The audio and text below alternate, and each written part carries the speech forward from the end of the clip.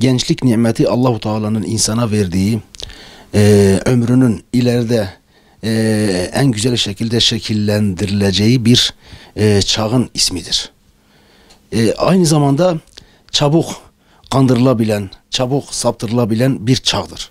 Gençlik nimeti. Şimdi Allah Resulü Aleyhisselatü Vesselam Buhari ve Müslim'de geçen sahih hadiste kıyamet gününde 7 sınıf insanın Allahu Teala'nın arşının gölgesinde gölgeleneceğini bizlere bildirmiştir. Konumuzla ilgili olarak olan kısmı gençliğini Allah'ın yolunda feda eden yiğit gençler olarak orada Allah Resulü Aleyhisselatü Vesselam bir sınıfı sayıyor. Dolayısıyla gençlik büyük bir nimettir. Çünkü Allah Resulü sallallahu aleyhi ve sellem başka hadislerinde de kıyamet gününde her şeyimizden olduğu gibi gençlik nimetinden de hesaba çekileceğimizi bizlere ne yapıyor?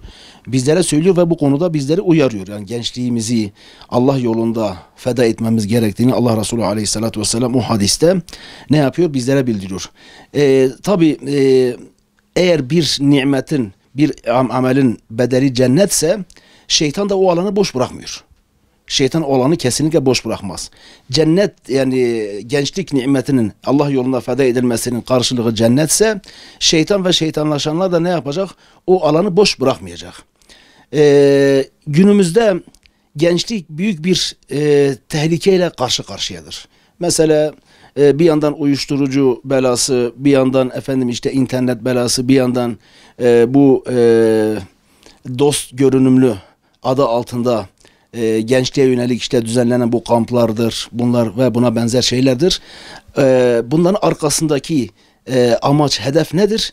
Gençliği Kur'an ve sünnetin yolundan saptırmak, gençliği amaçsız, gayesiz bir hale getirmek, gençliği günahlara sevk etmek, günahlar içerisinde boğdurmak ve böylece ümmetin en büyük kaynağı olan, en büyük güç kaynağı olan gençleri İslam'dan, Kur'an'dan, imandan koparmak, bunların niyetleri budur.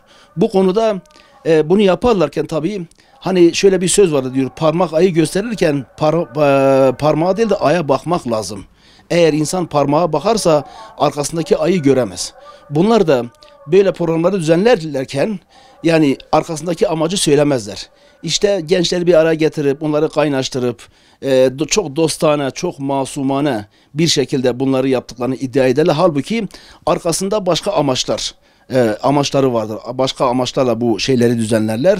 Dolayısıyla bu konuda çok dikkatli olmak lazım.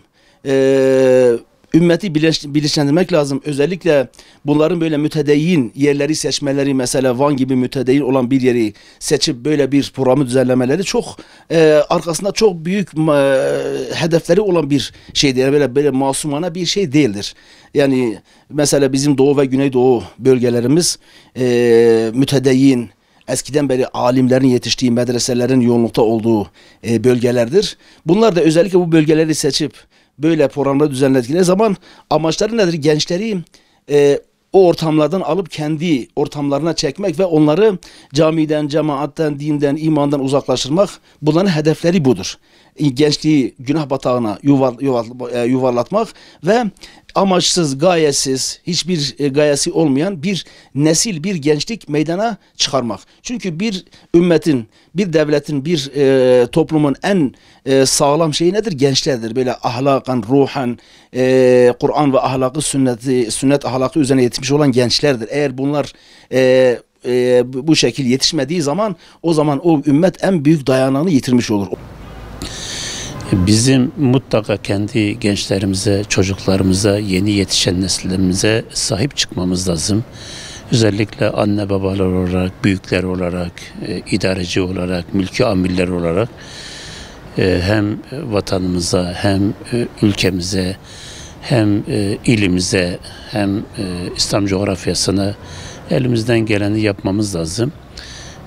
Malumunuz bu 7-8-9 bu Gevaş Akdamar'da bir festival adı altında bir şeyler yapmaya çalışıyorlar.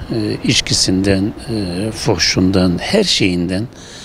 Ama biz sivil inisiyatif olarak gerekli mercilere müracaatımızı yaptık.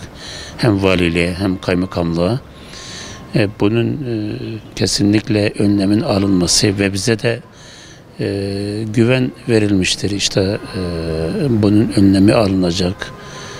Gençler üzerinde oyunlara fırsat vermeyeceğiz diye. Ama biz de halk olarak mutlaka gençlerimize sahip çıkmamız lazım. Gençlerimizi buralara gitmekten alıkoymamız lazım. Çevremizdeki gençlere, çocuklara mutlaka sahip çıkmamız lazım. Onlara bunların yaptığı kötülüğün ne derece vahim olduğunu anlatmamız lazım, bilgilendirmek lazım.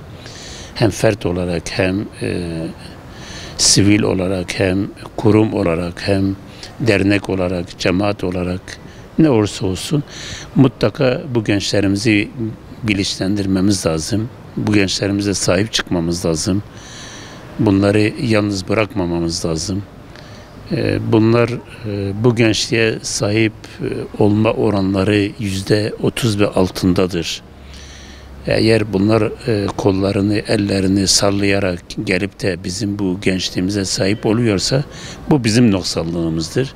Çünkü bizim gençliğimiz Müslüman bir aileyle yetişen, gözünü açıp Müslüman bir anne babayı gören gençliktir. Bizim bu gençliğe sahip olma oranımız %70'lerin üzerindedir. Biz mutlaka bu görevimizi yapmamız lazım. Gençliğe sahip olmamız lazım. Gençliğin bu bataklığa sürüklenmek isteyenlere de gerekli tepkileri göstermemiz lazım. Bunda geri kesinlikle kalmamamız lazım. Biz görevimizi yapmadığımız zaman da Allah katında bunun hesabını çetin bir şekilde vereceğimizi de bilmemiz lazım. Bunlar bizim sürümüzdür, bizim kontrolümüzdeki çocuklarımızdır. Allah'ın peygamberi buyurduğu şekliyle siz hepiniz çobansınız, güttüğünüz sürüden mesulsunuz. Peygamberin işaretleyiş şekliyle biz de bu gençlerimize çoban sıfatındayız. Bunlar bizim himayemizde. Bunlara sahip olmak bizim zorunlu görevlerimizden bir tanesidir.